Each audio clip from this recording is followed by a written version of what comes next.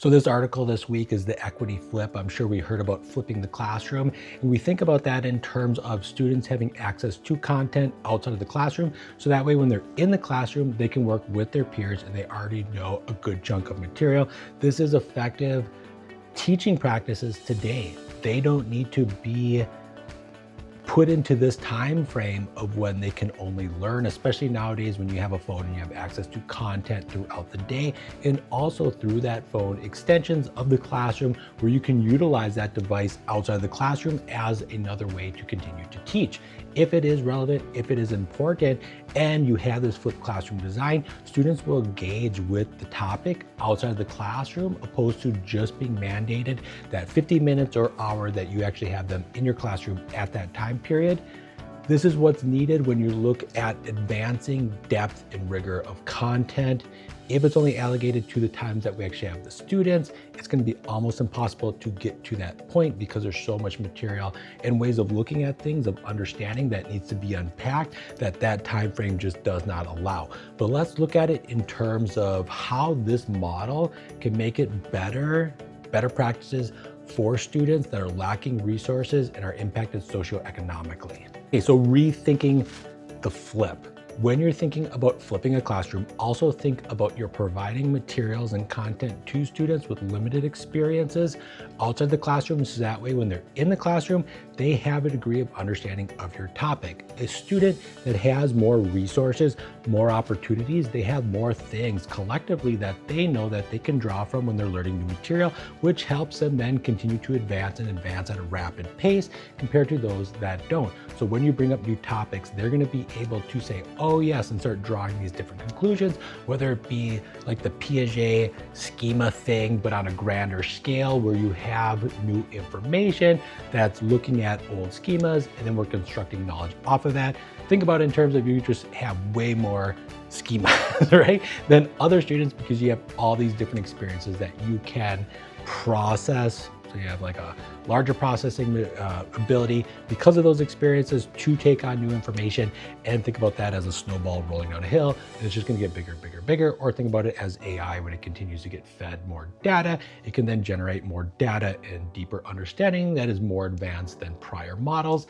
You know, when you look at environment and the role environment plays in the process of learning, and if my existence is a shoebox compared to someone else who has been given the world, I'm gonna have severe limitations in processing, not based off of what I'm truly capable of, but based off of the environmental factors that impact my ability to continue to advance. So when you have students, especially when we're looking at different cultural experiences in the classroom, you know, in their experience and expectation of teaching and learning, if you're bringing a student into the classroom, if they're into the classroom and you are bringing something up, a topic, and you're forcing them to answer when they don't have anything, you're contradicting a lot of like traditional practices within other cultures, especially in indigenous cultures, when your words, when you speak them, like historically, were always out there and they can't be taken back. So some people speak more lightly and they only do it when they actually have something to say.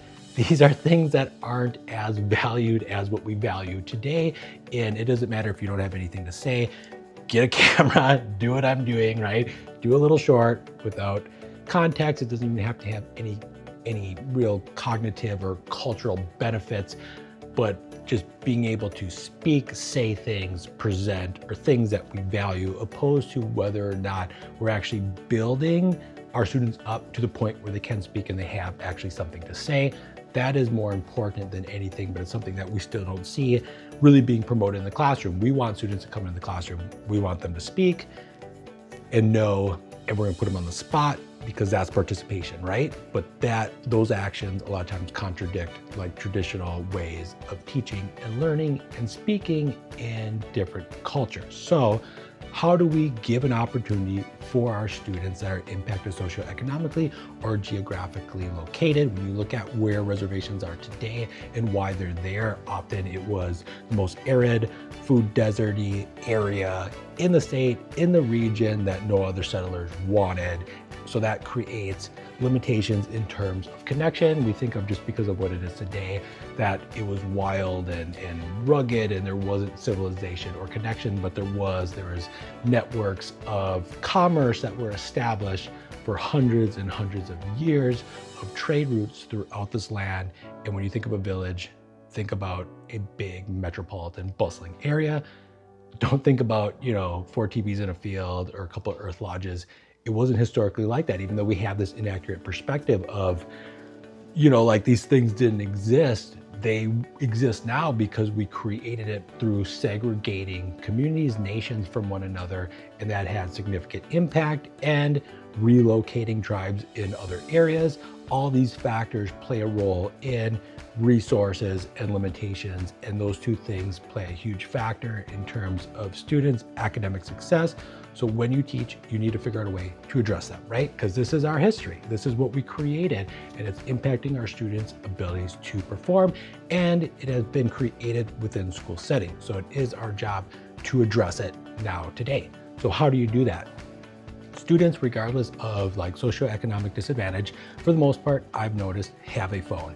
And that phone has internet. So they might not have internet at home, but they do at their fingertips 24/7.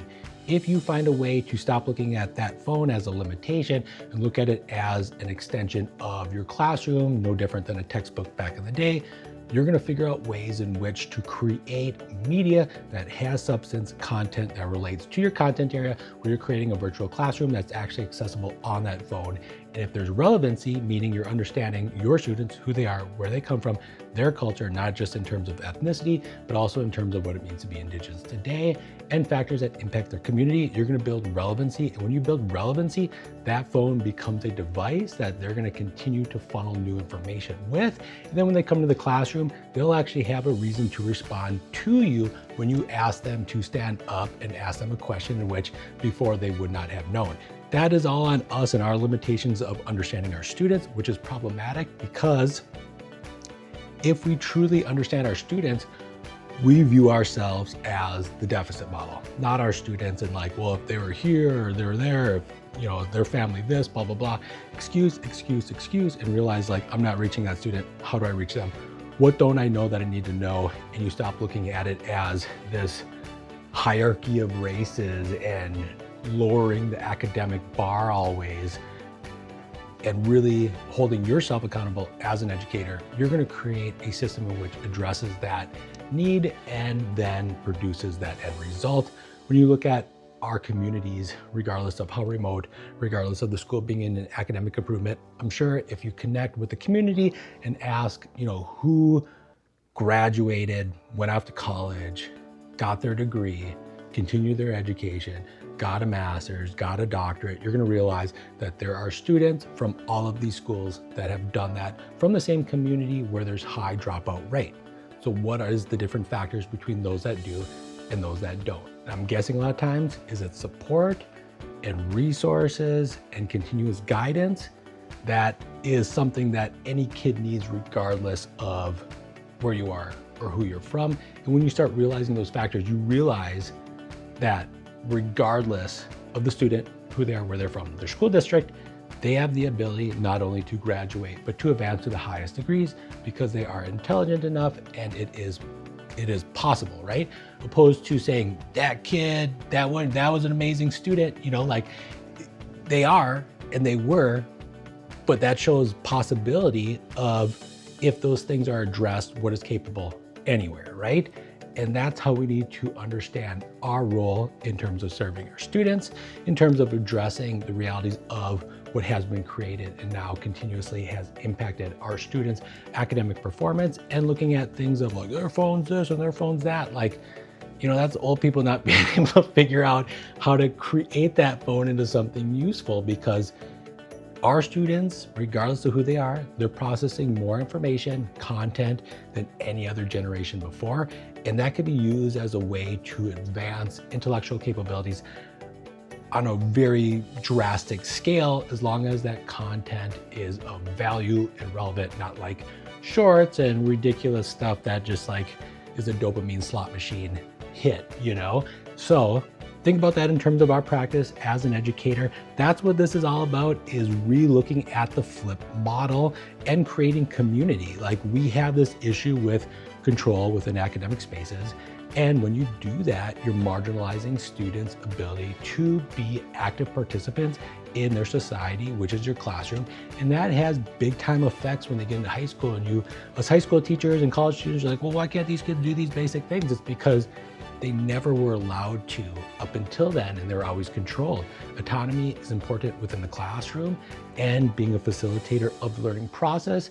You know, I view my role as an educator as like the skeleton, right? If I'm creating this structure in which has these spots, and those spots have materials that can be filled organically, I'm structuring that, and the students, who they are, where they come from, their interests in terms of subject area, in terms of degrees of content within a subject area, is how they go about it. And you can do that while still addressing a standard. You just have to create the structure in which supports it so it is, to a degree, functional, right? Like, when you have a more organic system, you need to create something that still has guardrails, still leads to the same result, but they have the ability to choose how they're going to navigate that space.